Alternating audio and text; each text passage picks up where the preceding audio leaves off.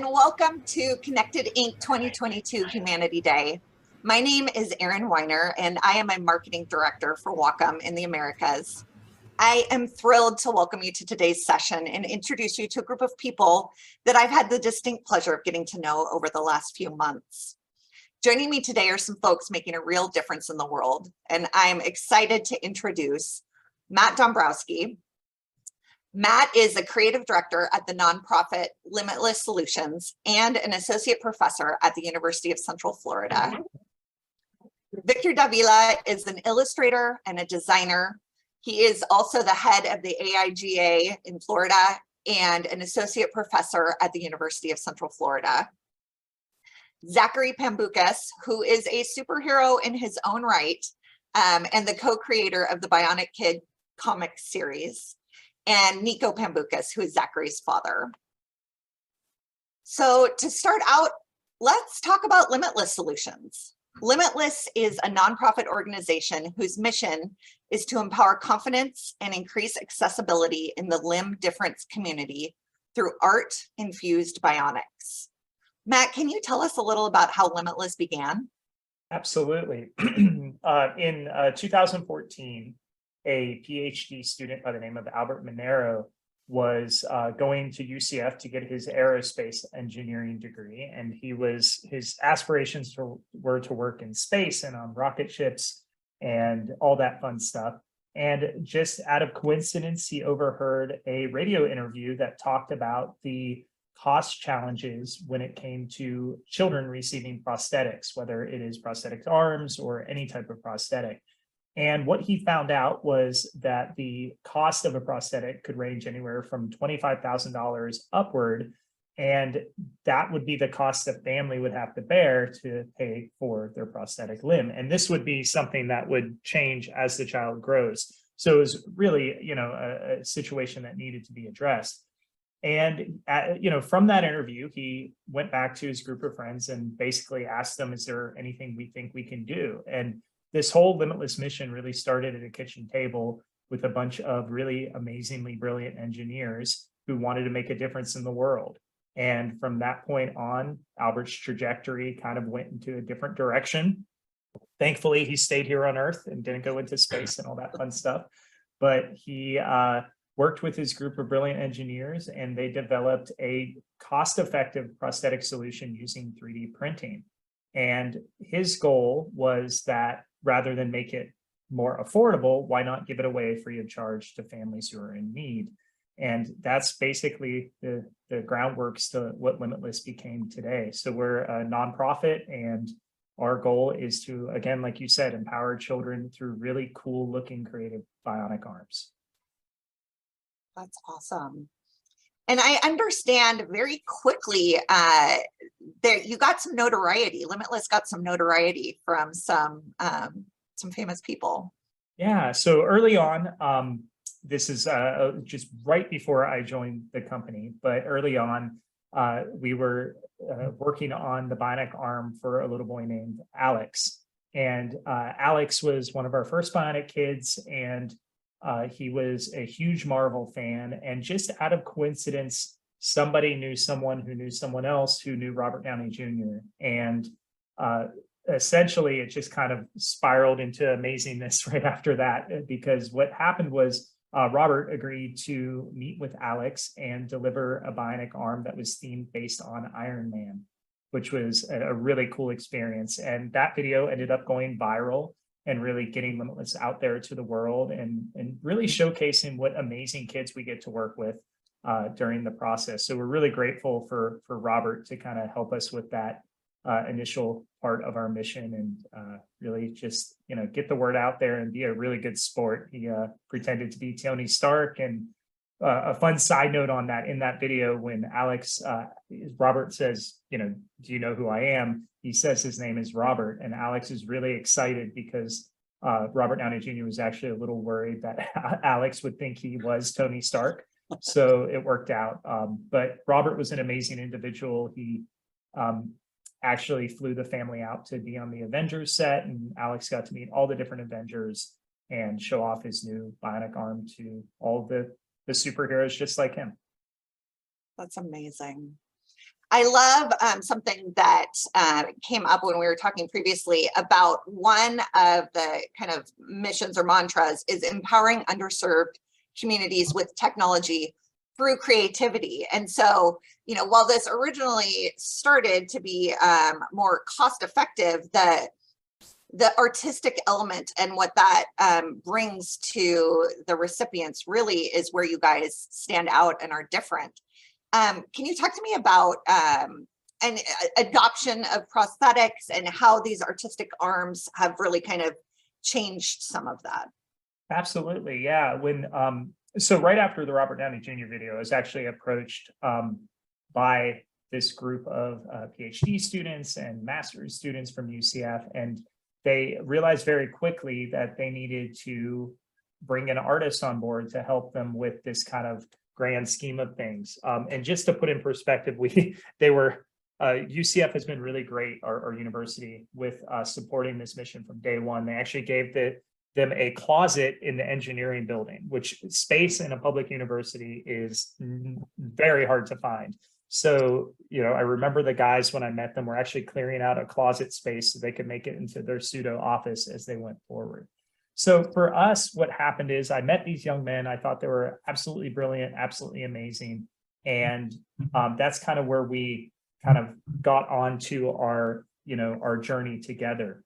And so the idea is that, you know, a lot of the parents that we spoke to, many of them told a very similar story, how people would approach their children who have limb difference in a almost negative light. So rather, you know, than saying, tell me about your arm, or what not, people would say, oh my God, what happened to you? Did you get bit by a shark, or is something wrong with you? When the reality is most of our children at Limitless were just born that way with amniotic band syndrome. It was just something that happened that was out of control of the parents and everyone else. And they're perfectly fine the way they are. And they have a limb difference. And so, you know, that kind of lays heavily on a child, especially in their developmental years when they're, you know, struggling to find their voice and their confidence anyway, that people would either approach them like that or completely shy away from them. And then what we found with the first bionic arm is it was 3D printed white plastic, and it came back and it had a bunch of tattoos, temporary tattoos, colors on it.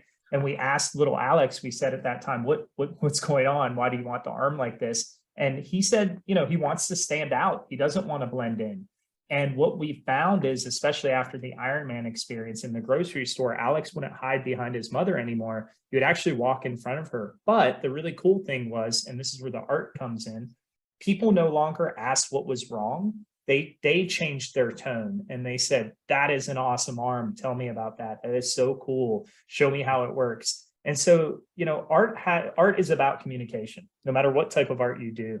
And in this particular case, the child never changed. It was everyone around him finally realized how awesome that child was from the get-go. And it really opened the kind of lanes of dialogue for limb difference community, for disabilities, for everyone in between to realize that, you know, we can have these positively themed conversations, and, you know, the art was just kind of the microphone or the stepping stone to that. Awesome. So Matt, University of Central Florida, you said, gave the engineers a closet. Yes. And talk to me about how you and the School of Visual Arts and Design at UCF are kind of involved. You said, you know, kind of understanding the temporary tattoos and wanting to add that creativity, but talk to me about how these two groups have really taken it to what it is today. Absolutely, yeah. So, you know, there's a lot of amazing research that goes on, honestly, in any university around the country, around the world. But one thing that Albert and his team did very well early on is capture these moments. And that is due to the part to Albert's amazing wife, Katie, who's a professional photographer. And she would just happen to be at these events and have her camera and capture these authentic moments. And Katie, who was a student here in the School of Visual Arts and Design, spoke to Albert, and they talked about, okay, the Iron Man arm has, you know, gone viral. What are you going to do next? And one thing that doesn't happen as often as it should at universities is even though I can see the engineering building from the art building. We don't talk to each other. We don't go and, Albert actually called the engineering side of campus the dark side of campus as a joke. But he knew from his wife's advice to come over and meet with faculty. And at that time, I was a younger faculty member who was just kind of starting my journey onto becoming a tenured professor. And they sat at a table, we chatted, we, talked about the power that these bionic limbs have. And in that meeting, I made a comment that just basically referred to kind of the old Nintendo Power Glove. And I said, you should make a video game controller for the arm. And the reason we kind of went down that path is that typically the arms are based off of muscle flex. So there's 3 stickers that go onto the child's limb different arm. And those stickers basically read the amount of flex in the given muscle that they're attached to. So it's very non-invasive, but kids would come in trying to flex like they're an Incredible Hulk, rather than just a simple light flex that would open and close the arm. So I said, well, we could make a really cool video game to help train them to do that. And the team was absolutely on board. And at that point, I had to figure out how to make a video game. So I ran to my colleague in game design, Peter Smith, who luckily said yes and kind of joined the team. And that's kind of where it skyrocketed right after that. So we spent the year developing these games in which we trained the kids how to utilize their bionic arms, and it replaced a traditional game controller. So they basically would move their character through flexing of their muscles. The character would jump or do powers and all sorts of fun things. And that kind of led me to when I met Zach for the very first time a year later. So Zach and Nico or Matt, tell me about that first time that Zach got the arm and was able to activate it and learn how to use it by playing that video game. I understand that was a pretty cool moment. Yeah, it was pretty neat to meet Zach. And Zach, I want to, obviously we'll hear your story too, because that's important. But for me as an educator, and Zach has heard this quite a few times, but it's really changed the way I approach teaching, design, art, and everything in between. So at that moment, that was an arm delivery where the kids would all gather and they would have I think you had it in a toolbox, Zachary, or something, where you could get the arm out of it. Yeah, and we, we sat down, and Zachary was the very first person that played our video game. And I was completely nervous. I remember a moment where I was putting the stickers on Zachary's arms, and I was being so careful, and Zachary punched me with his limb different arm. He said, come on, get him on, get him on. And, as soon as he started playing that game, his face lit up. And, again, it really changed my approach to design, to see such an impact and somebody having so much fun with something that my team and I designed was absolutely amazing. And Zachary, you can talk about it best, but I'd love to hear about how, your first reaction to the game was. Yeah. Sorry. Yeah, the games I really liked the games. I remember there's the pick the nose game. I don't know if you know that. I remember that game. You have to flex really hard, and then there's just you didn't really know what you'd get out of it. It was just really fun. There's this other one. It was the sushi. It was a sushi bar one with the octopus. If you remember that. Yeah, the sushi slap.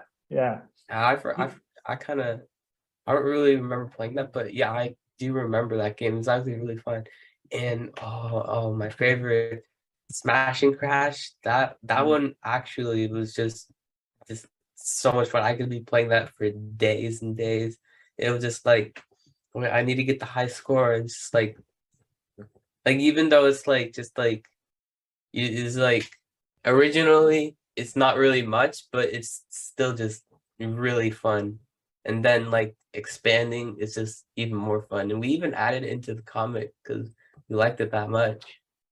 Yeah, the characters are actually based off Zachary's feedback and some of the other kids, those characters would go in the video games, and then the characters made it to the comic as well. And these games are made for kids. So like I said, Zachary said, the first one was funnily enough, a nose picking game where you would dig and pull out cake, or you would pull out pieces of cheese, whatever it may be. The idea was for them to be really fun. And it's funny that he remembers the sushi game, because we found out very quickly most kids hate sushi for some reason, and no one wanted to play that game. So we had a series of a bunch of tiny games just to see what they would gravitate for. And the one kind of smash game that Zachary's talking about was the one that, and that's kind of like a big Incredible Hulk character that's smashing a city and beating up aliens. They all kind of gravitated to that one. So it's a pretty cool moment. Awesome. Awesome. So Zachary, you get the arm, you're playing the video games to learn how to use it. I heard that getting the arm, I heard from your dad, and maybe you guys can tell us a bit more about this, that getting that arm helped you with everyday things, like learning to ride a bike, and how that was painful before on your back because of how you had to adjust. Can you tell us a little about that? Yeah.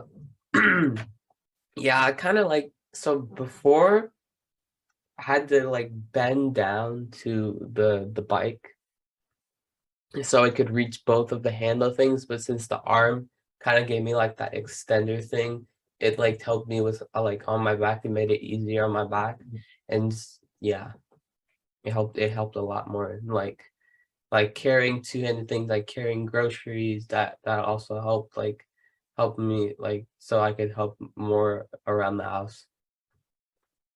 What was your arm design? Do you remember your first arm design? We gave you a couple. Yeah, I remember it was, so I still don't know how I didn't know. But my dad's like, okay, let's just like, I don't know if he said this, but like, if you're gonna design an arm, what would it be? And I chose Spider-Man, so I drew it. I don't know if you still have the pictures that I drew, but so I drew that. It was a Spider-Man design, and then like I don't know when, but he's like, okay, we need to do measurements on your arm, and I'm like, okay. And then I still didn't even know how I noticed, and then it was like Christmas 2015. There was like this big box underneath the Christmas tree, and I didn't really know what it was. And then I was just like really surprised to see that it was that bionic arm that I designed. Like I didn't really even know I designed it, and it was just really cool to see that in my hand. What was funny for legal purposes, because we didn't have access to Spider-Man, we called it a web designer arm. So That's awesome. That's awesome. So Zach, how cool that you got to design the arm. So the arm not only helped you with everyday life, like riding a bike, but it got to be this expressive part of who you are. Tell me about like how that changed how kids interacted with you at school. I heard you got to like do show and tell. Like, tell me about like how it changed the conversation. Yeah, before it was like this negative tone that like was in their voice. It was kind of like a sign. I was like, oh, what happened to your hand? And I always said like over and over and over, nothing. I'll just born this way. And it's kind of like wearing that down a bit. Then when I put on my arm, everyone kind of like their tones changed to like a positive tone. And it's like, oh, where'd you get that cool arm? And they always wanted to shake my hand. And it was like it was a really good way to start a conversation with someone. I bet. That's awesome. these arms are we talk about giving them away for free.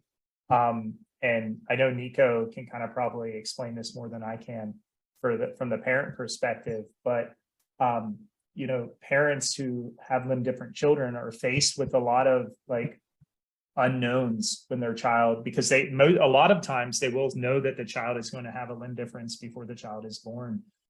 So those moments that Zachary dealt with of unknown and those kind of social moments that happens, I'm sure Nico as well with you and Rachel and the rest of the family. Yeah, it was definitely something that questions that we're having to do research and questions that we have as parents early on, even before we get to meet, this amazing little guy. And, some of the stuff that we were looking into is, well, where are we going to find this? Do they have to have prosthetics? What's going on? And I don't know why, but there early on, there seemed to be this unnecessary rush or push. Like, if your kid's going to have a chance or have any success with a prosthetic arm, you need to start them young. You need to start them fairly quickly. Okay, well, what does that look like? How expensive is it? Well, they're going to start with this big chunk of plastic that won't move, so they can get used to it over the years. And like, what's the point of something like that? Like, well, it builds this, it does that, and I'm like, well, it seems like it's creating a dependency. And then after that, when you start moving to more standard prosthetics, and at the time, I think it was like you have a hook, or you have something that's doesn't look quite natural. And then when you started getting into something that's more complex, you're looking at a very, very high cost, and we're between $25,000 starting plus. And then of course the downside is that, you're, as parents, we wish that we could have a pause button, right? I don't want my kids to grow. I want them to stay small and cute and everything, not grow a mustache that's going to be better than mine. But until somebody invents that, they are going to grow. And that's a new cost that you have to continuously basically bear until until they're old enough, or until somebody like Limitless comes around and creates something that really, really helps impact not only the child, but also the family and the community around the family. There's a lot of great things that I think that have happened because of that goes really beyond the arm. Yeah, so as a parent, you're faced with, as they grow, not just figuring out keeping them in shoes and jeans, but they're outgrowing their prosthetic if you start really young. And so there's incurred costs there over and over. Oh yeah. So I know, Zach, this was pretty life-changing for you, getting this super cool web designer arm. We know, I know that you and your brother, Christo, were talking about how you want to support having other kids get arms, be able to afford arms through Limitless, or helping Limitless be able to continue to give arms to kids. Talk to me about how you guys came up with a way to kind of pay it forward, and what your ideas were with your brother. So yeah, I was like 9 years old. I don't even know like how it came to mind, but I asked my dad, how much do these things really cost? And he said, like, with the clinical trials, all the arm stuff, the doctor visits, it was around $10,000. So me and my brother immediately knew, okay, that's going to be our goal, $10,000. So we eventually brainstormed. So we were brainstorming like what we can do. And since we all like comics, we settled on making like a comic book. So we did some research, and we found out that there's no really like superheroes that were born with like a limb difference. Like they lost it in an accident of some sort, like Winter Soldier or something. And so after we did the research, we were just writing down as much as we can. Like my dad, he was typing just the whole entire time, and we were just like, oh, maybe he should have this power, or oh, have this power. Or, oh, maybe should we take place in this? And like, oh, maybe there could be this. And we started around breakfast time, and we ended like around dinner time. And me and Matt, we all just call it this manifesto of like a It was book. this thick. Yeah, because we wrote so much. We just basically just wrote as much as we could. And yeah, it was just like, before you knew it, just like we were having Zoom calls with Matt and Victor, just like, okay, this is what the character is going to look like. What's your opinion? And we were giving them our ideas, and then we were giving them like drawings that we had. So yeah. So you guys drew out some of the original characters, right? I think we have some of those drawings that we can show. That's awesome. Awesome. So super excited. Dad typed up all your ideas, and then you guys engaged with the team at Limitless to kind of bring it to life. Mm-hmm. And that's where our story kind of comes to Victor. So Victor, I know you're an illustrator, a graphic designer, you're on the national board for AIGA. You also teach design and illustration at University of Central Florida. And in fact, I understand you teach a sequential art class where the university students create a comic book throughout the semester. That I really do. sounds like you were the perfect fit to take Zachary and Christo's idea to the next level. Yeah, so the story on my part started, so Matt and I went to grad school even before we started teaching together. So there was always these projects and these things we would do together. And we always joke around that Matt's the one that kind of has to drag me to the party, but once I get to the party, I never want to leave. So so Matt's my Walt Disney, that he kind of like makes things happen. So first, when I first joined, there was a group of students working on it, and one of them's name's Kirk Macy, who is the one that drew pretty much the first issue. And I went in as a consultant, and the idea was to just kind of streamline what we had, that manifesto, to get it into a story that has a middle, beginning, and an end that we could fit into an issue. And what we ended up doing is breaking it up over a couple of issues so that we don't have to rush things. So I went in, we worked with Kirk, and we met with Zach and Christo and Nico and Matt and I, and we all just kind of molded where these stories are going to go, what the idea was, what the goal was, what the hope was that we could get the reader to react or to feel. So the beautiful thing about it was that Zach and Christo kind of knew exactly, they were one of the best art directors and creative directors editors, I should say, that I could work with, because they knew exactly what they wanted to do. They didn't kind of like, I don't know, there wasn't any confusion as to their goals. They just wanted to do this, and this is what they were hoping to. And then from that, they gave us kind of free rein to adapt their story into the book. Awesome. So it was the manifesto that was this thick. It became 2 comic books that are the Bionic Kid is the title of the comic books. And so you were involved with that. Now I know you guys are in Florida, and Zach and Christo are on the West Coast. Talk about how that worked. Like, how did you exchange concepts across the continent to bring this together? Well, thankfully, we live in an age, even pre-lockdown, that we could meet over the internet, I don't think it was Zoom at the time. It was, what was it, Matt? It was something else.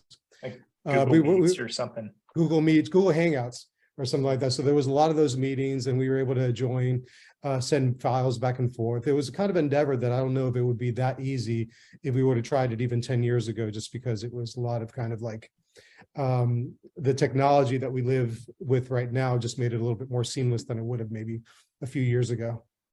And it's funny too to think about, and Zachary, now that Zach, you're 14, right? Yeah. 14. Okay. Driving a car. Yeah. But it's funny to think about, because you think about a 9-year-old's imagination. And, you know, when we joke about that if we printed out the original story, it would be that thick. It's true. You know, and he was infusing pop culture. He loved Ninja Turtles at the time. So copywritten names, and again, it was a blessing as well, because it was just this untapped creativity that Victor and I, you know, even as adults in a creative industry, that's something we really have to work to be that fluid in our creativity. So it was really refreshing to work with Christo and Zachary in this process. And again, that technology, you know, having the tablet was way easier than, you know, mailing paper back and forth, or having him draw and then, you know, send it to us and try to figure out how to kind of decipher it. So, you know, again, the idea of technology just streamlined this process and allowed us, again, and Victor's monumental task of taking this really brilliant creative idea and making it, you know, still have Zachary and Christo's intention, but fit into, you know, how many pages in a comic, Victor? Just, you know, I think 32 in this, and yeah, 32 pages, which is pretty amazing to see happen. But you know, we're always hopeful that, again, we serve the boys well, and you know, that their idea, you know, still holds true in that final book. Yeah. Zachary, tell me about how it felt to hold that comic book in your hand for the first time. Oh my, it was just awesome. Like seeing like the words like in my hands, it was just, oh my, it was just so cool. Yeah. And we had a bunch of Easter eggs in the comic too, which is kind of fun. some inside jokes, some things from our video games, some of the partners we've worked with at Limitless, kind of little small things. And Zachary was obvious huge help on that as well. That's awesome. And Zachary, you're like the main character in the comic book, right? Mm-hmm. That's great. That's great. Talk to me. So I love what you said about how in a lot of hero scenarios that like something has happened to them and they weren't born that way. So that this comic is really helping change the conversation about limb difference, right? Like they were always a superhero. They don't necessarily even need the prosthetic to save the day. Like help the audience understand a little bit about that conversation. So yeah, basically like when we were researching, there's like no really superheroes that were born with a limb difference. There's like just they lost it in an accident. So we wanted to kind of like shape people's perspectives on like how it would be shaped or how they see it differently. Like if they see someone like him, you know, like the Bionic Kid, then they're like, oh wait, that they can do that. That's possible. So we're kind of changing their perspective. Like, oh yeah, you can do that. So we're helping them like see that can be possible. And a couple things from the kind of, you know, Zachary, you touched on this, but like Captain Hook is a villain and he has limb difference. You have the Winter Soldier who's lost it in a tragic accident that's changed his life for the, you know, he's depressed and sad until he meets Captain America again. But, you know, the other aspect is accurately depicting a limb different individual in media. And that means everything from the anatomy of it, where their limb difference is, how Zachary, you refer to this as your little arm, Zachary's words, but his limb different arm is visualized. That those are really important things for authentic representation. And that's something at Limitless, our goal is to be the microphone and to amplify people like Zach, and other people can hopefully read this comic and say, wait, that looks like me. That's awesome.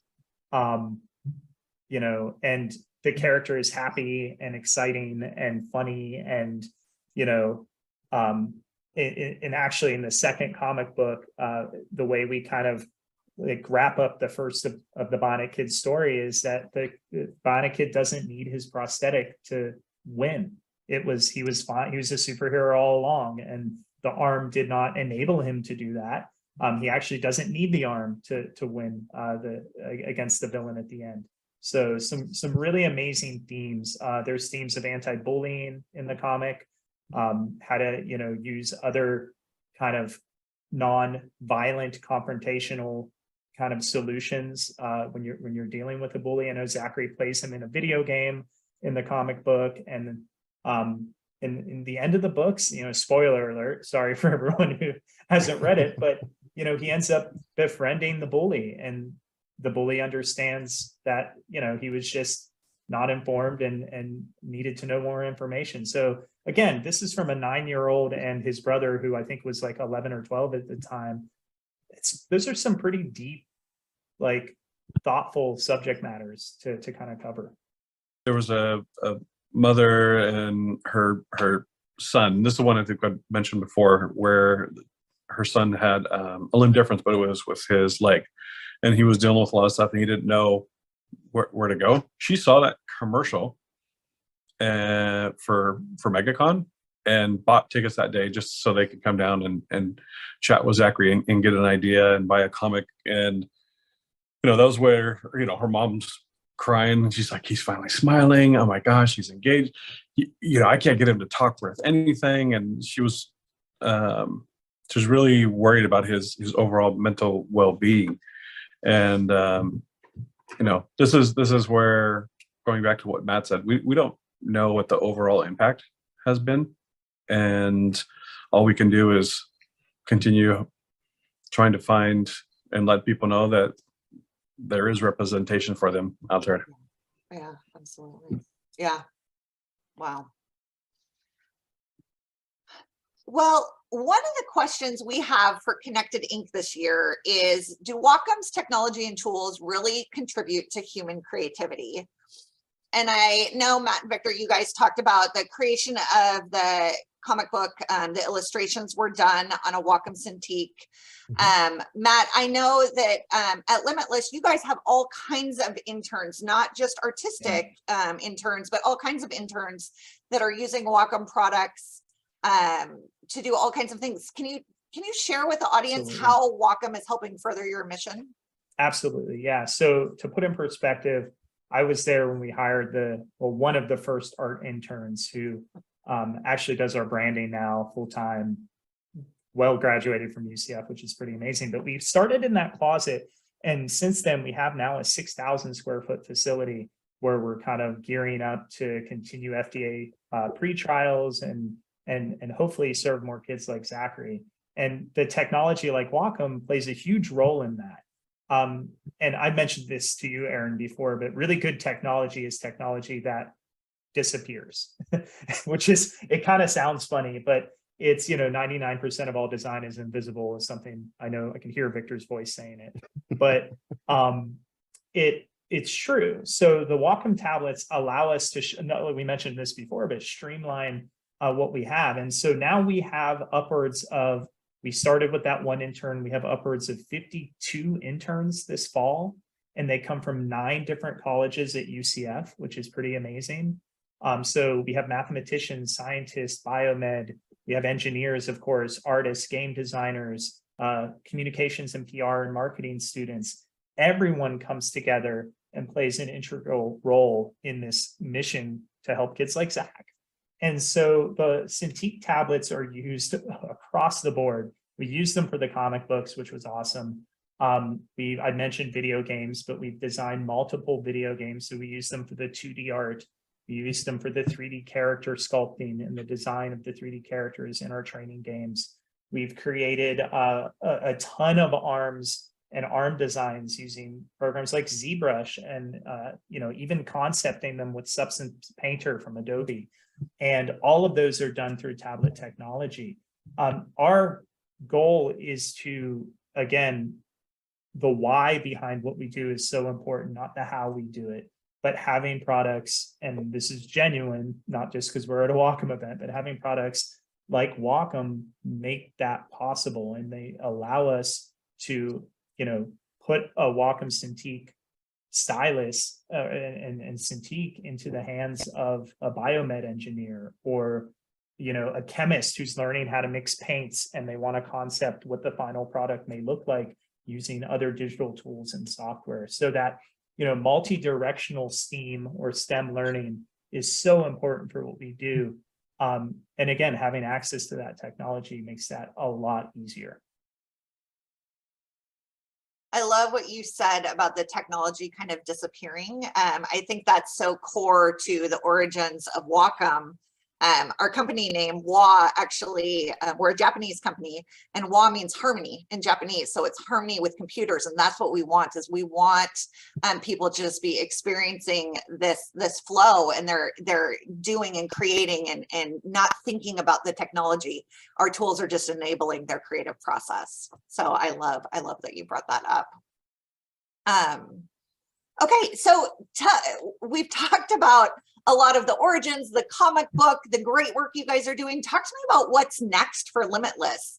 I understand you just finished up a clinical trial with Oregon Health Sciences University. Just tell us about what's next. Absolutely. So yeah, OHSU, we just finished up with. So what that looks like is at the end of the clinical trials, the kids kind of get their arms inspected, and we look at where the wear and tear is, and we look at how we can innovate for the next clinical trial. Our goal is to streamline these as much as possible and then seek FDA approval. So again, the families, we can help more children, and the families and more families can be have benefit from these bionic limbs. The next big clinical trials coming up are going to look into our video game training. So we're actually using MRI and brain scans while kids play video games to see if the training games actually help their bionic learning and their learning of how to use their limb and whatnot. We're expanding support to veterans. So we've been working closely with the VA to, ensure that that next stage of our mission is handled well. And we have partnerships with Wolfson Hospital, with the Mayo Clinic here in Florida, Orlando Health. All of these hospital partners, we kind of are using accessibility technology again to empower others. We have a project called Project Xavier, which I don't think don't even know if I brought up to you, Aaron, but it takes the idea of the flex from the arm and gives you temporalis muscle control. So people with ALS can find more independence by flexing their temporalis muscle and actually controlling their wheelchair based on those muscle flex, which is, again, huge that we can kind of adapt and evolve our technology over these past couple of years. And it all started at a kitchen table, and it all started, in an engineering closet that, that we just grew. And, Zachary, what he's done is, he's paid it forward for me and Victor. Working with Zachary and his brother Keystone, his mom and dad, have been absolutely a pleasure in our careers. And I can speak for Victor on that aspect for sure. And the idea is, that in this case, it changed my trajectory as an educator. And I've seen Zachary and his brother create this comic book, and that's changed a lot of people's trajectories in the limb difference community. And I don't know if even Zachary, how many kids you've inspired and touched and, really made them seen or made them felt seen through this comic book. And that's really, really important, and something I did not do when I was 9 to 13 years old or 14 years old. And that's pretty amazing. So it just shows you the impact of one person, right? That ripple, that little stone that creates waves eventually. And yeah, I mean, that the comic, which, we can talk about briefly in a second, but has already raised more money than we ever would have thought. Yeah, that's amazing. Well, I have loved hearing more about your stories. Thank you for sharing your stories with the people on today. If anyone would like to support their mission through a donation, we will post a link in the chat. And if you're a Wacom employee, we are matching donations made in November. If I'm correct, Nico and Zachary, the sales of the Bionic Kid have raised nearly $18,000 to support this really worthy cause. And I'm sure that folks on this session would love to pick up a comic book for themselves. We can drop a link in the chat to purchase. And we will also put a link in directly to Limitless if you'd like to donate to support their mission. So thank you all for joining us today. And thank you everyone watching for joining us at Connected Inc. 2022. Continue to watch and listen for the next sessions. This is my favorite book, The Bionic Kid. Okay. What do you like about the Bionic Kid? This is my favorite part about the Bionic Kid. He has one hand like me. Mm-hmm. And the other one is he can play video games with one hand. Just like you? Mm-hmm. Just like me. And what was the other picture you wanted to show her? And he even has a robotic hand just like me too. Uh-huh. Bye bye. Have a great day.